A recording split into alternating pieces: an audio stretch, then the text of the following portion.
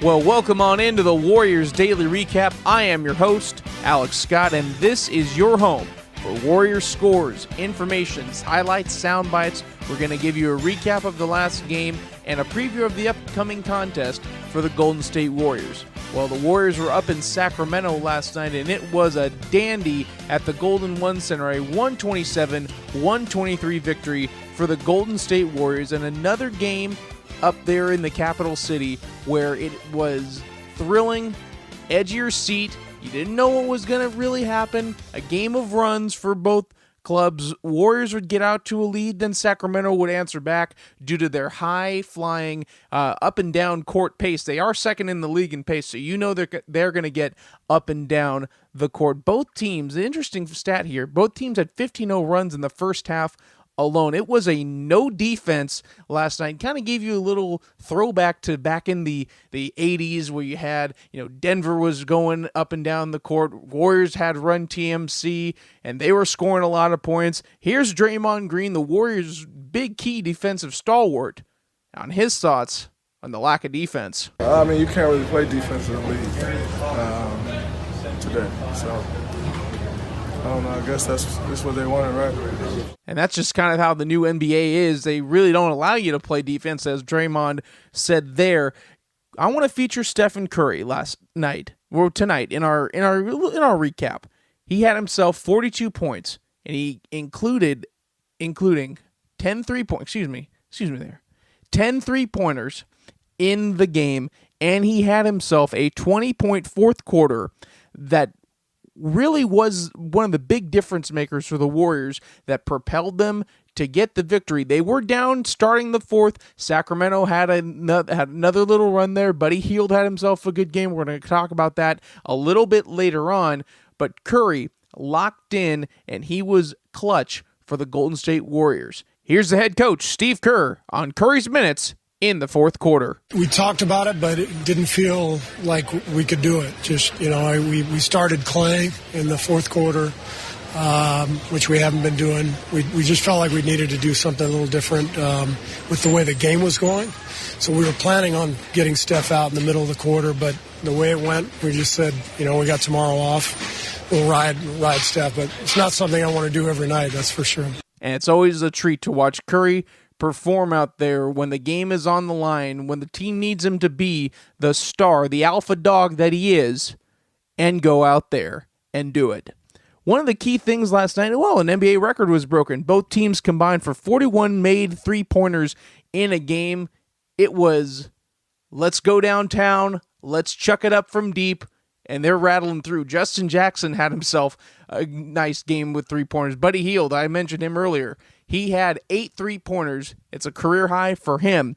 One of the things that we wanted to talk about, that I actually wanted to talk about, and just kind of as the season goes on, we're at the halfway point. That's coming up in a couple of days.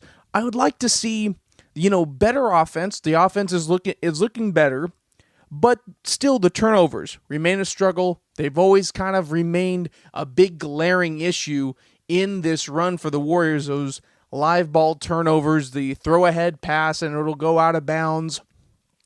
14 total turnovers, which is good. It's a good number. But Sacramento scored 29 points off of those turnovers, really kept the Kings in the contest.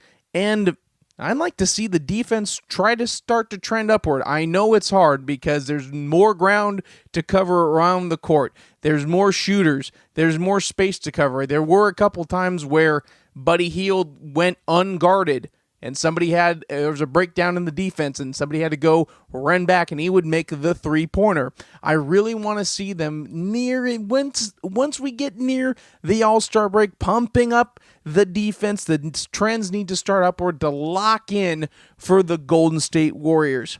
But again, it was a fun contest. It really was. Back in the studio working it, you just hear the energy in that building back and forth between the Warriors and the Kings, and I really want this to be a first-round playoff matchup. It would be so exciting. Both of these teams have never played each other in the playoffs, and they both haven't been good at the same time. When the Warriors are good, the Kings are down. When the Kings are good, the Warriors are down. So it's been a seesaw type of run for both of the franchises since they've been here in California. But let's even it out. Let's hopefully get that 1-8 playoff matchup to open up the playoffs coming up in the beginning of April. Well, now it's time for our play of the game, and it was a doozy by Draymond Green, and he got it going on the defensive end. It's time for the play of the game. He got it! Now, here's the play of the game. Fox on top of the logo, guarded by Curry. Right side, dribbles, throws it right to Draymond. It's a steal. Draymond's got Iguodala, lob. Andre dunked it. Two-hand slam. Draymond Green was the most surprised person in the house. The ball came right to him. And then he threw a dandy of a lob pass right to Iguodala. Little elevation sensation for Andre, and the Warriors lead 125-121 down to 56.8 to go. And that play in the fourth quarter really got the Warriors locked in with about 50 seconds left there to close out the game. Really just a good eye by Draymond to get the pass and go up the court, and Andre Iguodala to slam that ball down with authority. Well, the halfway point is here. As I mentioned, it'll be Tuesday night against the New York Knicks. Coverage will begin locally in the Bay Area on 95.7 The Game, with Warriors live at 6 p.m., network pregame at 7, and tip-off scheduled for 7:30.